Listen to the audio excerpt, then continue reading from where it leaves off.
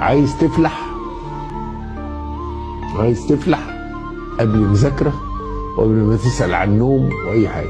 الأب والأم دعواتهم بتدخل الجنة، مش بتدخل كلية الطب، بتدخل الجنة. خلي أبوك وأمك يرضوا عنك، ده رقم واحد. فالفلاح أساسا في إيد أبوك وأمك. لكن نيجي بقى للأمر الواقع.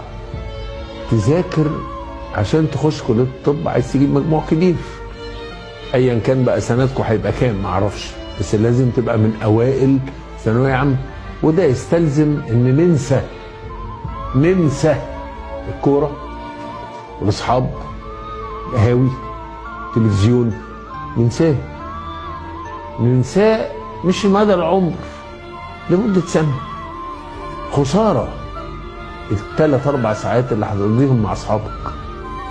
يقول لي يعني ما ارتاحش؟ ارتاح يا اخي، حد قال لك ما ترتاحش؟ حد قال لك ما ترتاحش؟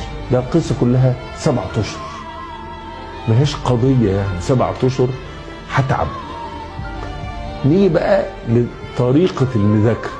طريقه المذاكره دي هرجعها لك للطب. الطب قال ايه؟ في هرمون سمعت عنه يا احمد، يا يوسف، يا احمد، في هرمون سمعت عنه اسمه كورتيزون. الكورتيزون ده له طريقة ماشي بيها في الجسم لا يقال فيها غير سبحان الله. يبدأ الجسم في إفراز الكورتيزون الفجر،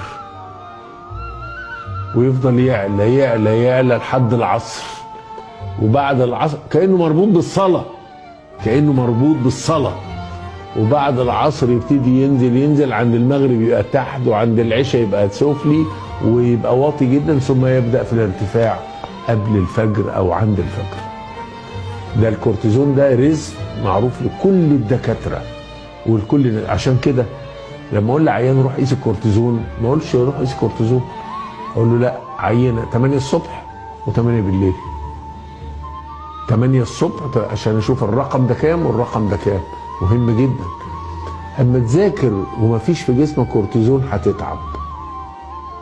هتتعب، هتحس بجهد. ان الكورتيزون احد الهرمونات المهمة جدا للحياة. اول كلمة بنقولها لطالب كلية الطب ان شاء الله تبقى منهم، essential for life، اساسي للحياة، يظبط كل حاجة. عشان كده لو احنا ذاكرنا بدري، لو قمت انت بدري صليت الفجر وقعدت تذاكر لحد ميعاد المدرسة، وجيت من المدرسة كملت ونمت عند العشاء، انت الاول. ليه بقى؟ احنا هنذاكر من 4، هتنزل المدرسة 8، ادي 4 ساعات شفا.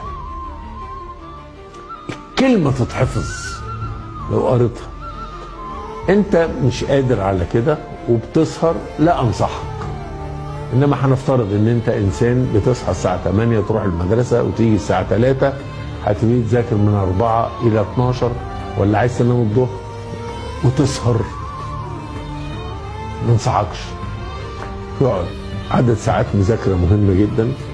هضم المادة، مش تحفظ، اهضم المادة. يعني تبقى انت والكتاب حاجة واحدة.